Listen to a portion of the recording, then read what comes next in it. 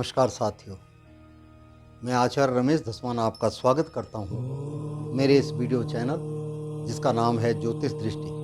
साथियों, आइए मार्च मास के विषय में थोड़ा सा बताएं आपको कि मार्च मास में कौन कौन से पर्व आ रहे हैं, कौन कौन सी तिथियां हैं।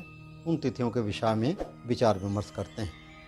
सबसे पहले मार्च मास में महाशिवरात्रि व्रत 1 मार्च को, जिसे हम महाशिवरात्रि भी कहते हैं, भगवान शंकर जी की उपासना माँ पार्वती के साथ में इस दिन बड़े उत्तम भाव से मनाई जाती है और लोग जो हैं व्रत रख करके उपासना करते हैं। इसको महाशिवरात्रि व्रत कहते हैं।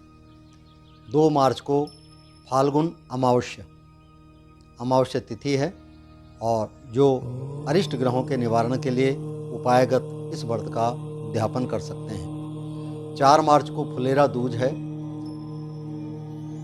मथुरा उत्तर प्रदेश में इसका बहुत प्रचलन है और इसी दिन श्री रामकृष्ण परमहंस जयंती है। 10 मार्च से होलाष्टक शुरू हो जाते हैं और 14 मार्च को आमलक एकादशी है। इसी दिन संक्रांति भी है और इस दिन से सूर्य जो है मीन राशि पर विचरण करेगा।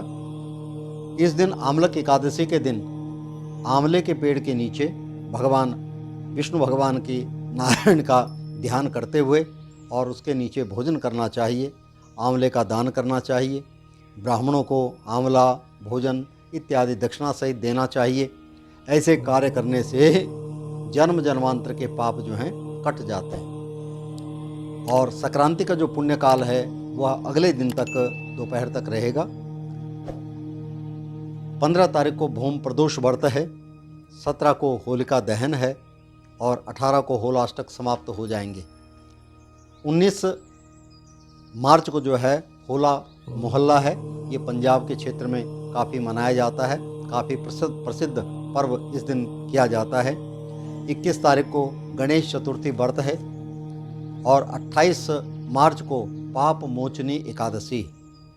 29 मार्च को भूम प्रदोष व्रत है और 31 मार्च को अमावस्या है। ये अमावस्या पितरों के तरायण के लिए बड़ी उत्तम मानी गई है। इसी दिन पेहुआ तीर्थ में जो हरियाणा में है वहाँ पर जो है पितरों के निमित्त तर्पण तरायण किया जाता है।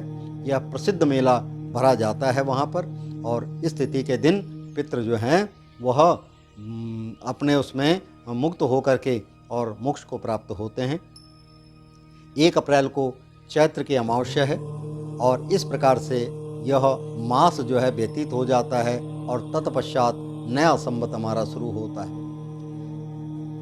2 अप्रैल से नया संवत शुरू होता है और इसी दिन 2 अप्रैल से नवरात्रे शुरू होते हैं। उसके विषय में मैं अगले वीडियो में बताऊंगा। तब तक के लिए नमस्कार। और इस पर्व के अंतर्गत होलिका दहन जो है वह 17 तारीख को किया जाएगा। 18 तारीख को रंग इत्यादि खेला जाएगा।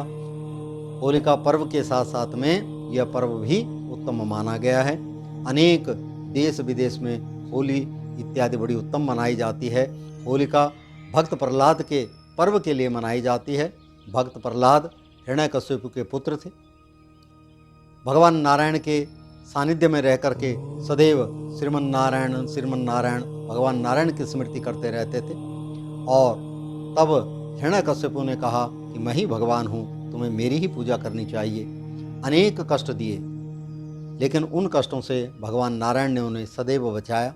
अंततोगत्वा उनकी बहन होलिका थी हिरण्यकश्यप जी की, जिसको वरदान मिला हुआ था कि इस दुसाले को लेकर के जब वह अग्नि के समक्ष बैठेगी तो वह जो भी बैठेंगे वो सब भस्म हो जाएंगे, लेकिन उसे कुछ नहीं होगा। भक्त प्रहलाद को गोद में लेकर के वो अग्नि की चिता बना करके उसके ऊपर बैठ गई, जिसके द्वारा वह तो भक्त प्रहलाद तो जीवित बाहर निकल आए, लेकिन वह होलिका वो जो है भस्म हो गई अग्नि में।